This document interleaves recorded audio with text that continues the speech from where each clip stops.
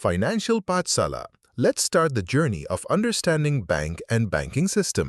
नमस्कार र स्वागत छ तपाईहरू सबैलाई फाइनान्शियल पाठशालाको यो पहिलो पडकास्टमा। म माला, तपाईको यस यात्राको होस्ट। सरकारी बैंकमा जागिर खाने सपना बोक्नु भएका राष्ट्र बैंक, वाणिज्य बैंक वा कृषि विकास बैंक जस्ता संस्थामा प्रवेश गर्न चाहने मेरा तमाम नेपाली युवा साथीहरूलाई लक्षित गरेर हामीले यो फाइनान्शियल पाठशाला सुरु गरेका छौं। यो पडकास्ट श्रृङ्खलामा हामी तपाईलाई बैंकिङ क्षेत्रका जटिल लाग्न सक्ने विषयहरूलाई सरल र स्पष्ट तरिकाले बुझाउनेछौं। आर्थिक शब्दावलीहरूदेखि लिएर बैंकिङ प्रणालीका आधारभूत सिद्धान्तहरूसम्म हामी हरेक पक्षमाथि छलफल गर्नेछौं। हाम्रो मुख्य उद्देश्य भनेको तपाईहरूलाई लोकसेवा आयोगद्वारा सञ्चालित सरकारी बैंकका परीक्षाहरूमा सफल हुन आवश्यक पर्ने वित्तीय ज्ञान र आत्मविश्वास प्रदान गर्नु हो। हरेक हप्ता हामी नयाँ विषयवस्तु लिएर आउनेछौं। कहिले हामी अर्थशास्त्रका आधारभूत अवधारणाहरूमा कुरा गर्नेछौं, कहिले बैंकिङ ऐन नियमहरू बुझाउनेछौं र कहिले परीक्षाको तयारी गर्ने व्यावहारिक तरिकाहरूको बारेमा चर्चा गर्नेछौं। तपाईहरूका प्रश्नहरू, जिज्ञासाहरू र सुझावहरू पनि हाम्रा लागि महत्त्वपूर्ण छन्।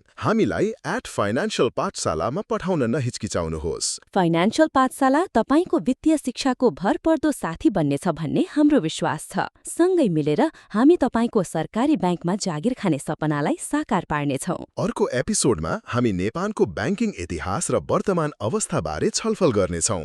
हेर्न नबिर्सिनुहोला। आजको लागि यति नै। सुन्दै गर्नुहोला फाइनान्शियल पाठशाला। धन्यवाद।